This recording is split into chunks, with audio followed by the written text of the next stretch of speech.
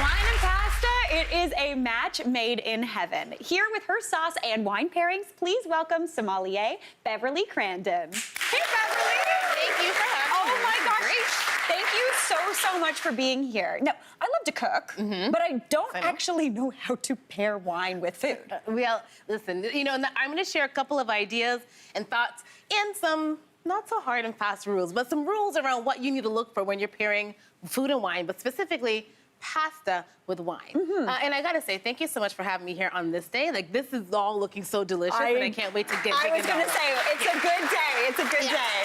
All right, so one thing I'll say is that a lot of people, when they're pairing wine with pasta, it could be fun, but also challenging, because people commonly go with that trope of, you know, if it's red wine you're having, then you want to have it with red meat. Yes. If you're having white wine, then you want to have it with seafood. Yeah. And if you start that way with food and wine pairing for pasta, wrong. That's Wrong. Completely wrong. Okay. What you want to look for is, you want to take your lead from the sauce that the pasta has been dressed with and adorned with, and also the texture of the noodle. So we've got 3 different types of sauces here, and we're gonna walk through some rules around food and wine pairing. Okay, fantastic. So we're starting off with a good old-fashioned, creamy, dreamy Alfredo. I know, right? Everybody loves that. Oh my gosh, it's so good. Look here. I know, right? Yeah. So we all are, we know Alfredo sauce, and we're very familiar with it. Like, we know it's got that great buttery richness on it, and it's got a great little zing from Parmesan that's in the recipe. But it is rich, right?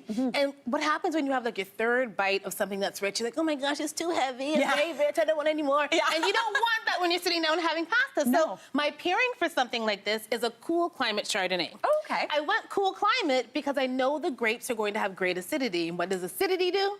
It cuts the weight of richness and heaviness on the palate. Plus, it cleanses the palate. So each bite is going to be like, oh my God, it's something new. Yes. This is the same. Anytime I add acid into a recipe, it's to encourage you to eat more. Correct. It's the same science. Yeah. And so, also, this Chardonnay has seen some time in oak, not a lot, but what that does is it gives the wine a nice round mouth feel, and so you get like a rich, buttery kind of texture on the palate just from the wine. So now you've got a sameness, a congruent pairing, because you've got that rich, buttery feel from the Alfredo and then the wine, but now you have acidity as your backbone to kind of cut everything down. And where's this one from? This one is local, so it's from Leaning Post Winery here in Niagara. Okay. Very wonderful. It's their 2021 Chardonnay, so try that. Absolutely beautiful. Okay, I'm gonna go for the wine first. Yep. I'm gonna do a wine sandwich. Yep. I had to show off. Oh, I know, that was so fancy. Oh my gosh, that is delicious. Isn't it delicious? And it's got a lovely long finish too, and then that oak just gives it a finish of vanilla at the front of the palate. You know what? It's exactly right on the tip of the tongue. Yep, a little 100%. bit of. We're gonna try to get those noodles on. Okay. I'm going in for the sauce. Oh my God, that's good.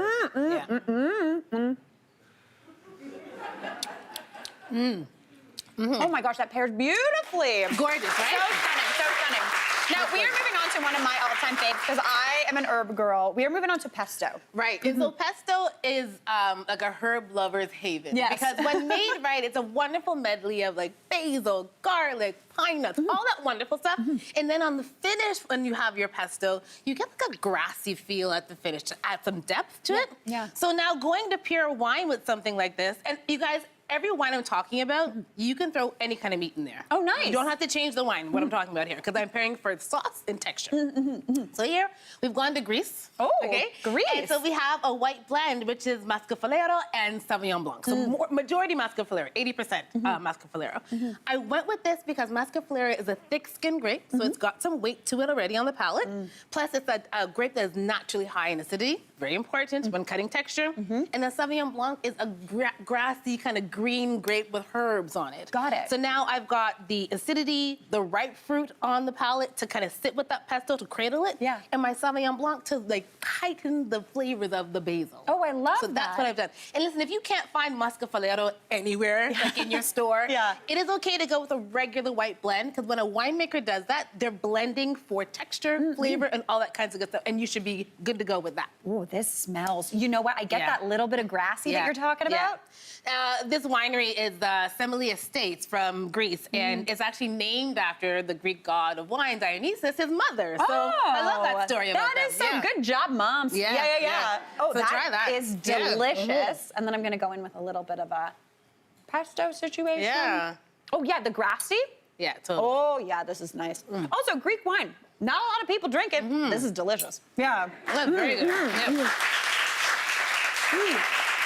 Now, I see we are that second one with the, whoa. Really punctuates the basil. Back palate.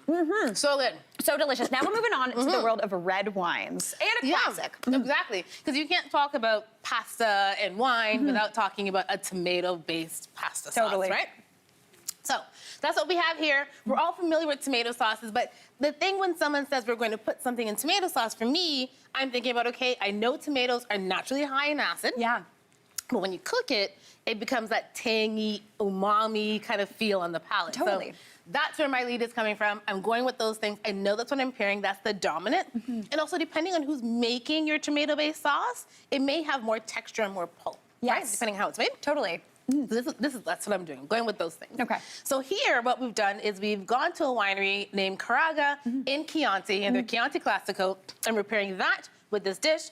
We chose this because it's made from the Sangiovese grape, and Sangiovese is a grape that is naturally high in acidity as well. Yeah, yeah. You can see acidity is a theme. Yeah, listen, you're preaching to the choir here. Right? But the other thing, like when you nose and taste Chianti, you nose and you get like tomato leaf. On the palate, you get tomato. So now, again, I'm going for that congruent pairing.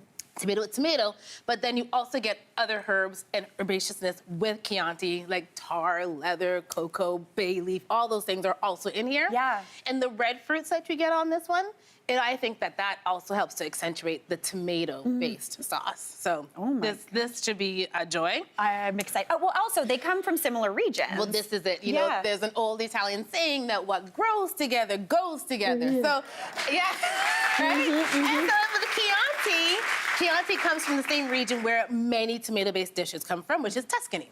I love that. Know what I love about a Sangiovese, too? It kind of just dries your tongue out a little bit. Yeah. In a nice way where you're like, I'm going to have a pasta It's now. so good. Yeah. And this is one, it's a 2014, so it's got some age on it. So it shows you how you could even take like younger wines from 2020, 2021, but also an older one, like a 2014, and do this pairing. My gosh, I feel like this is the fanciest wine I've ever had. Yeah, it's great, great. Tight on those, but awesome on the palate. Beverly, this was totally eye-opening. I love it. You're looking for those high notes and you're pairing or, oh my gosh, or contrasting. Completely. Fantastic. That was so beautiful. I am thrilled. What a delight. Can I get a high five? Yeah. Excellent. And can I take the pasta to go? 1,000%. Hey, Mary here. What did you think? Drop your comments below and don't forget to like and subscribe for more of the good stuff.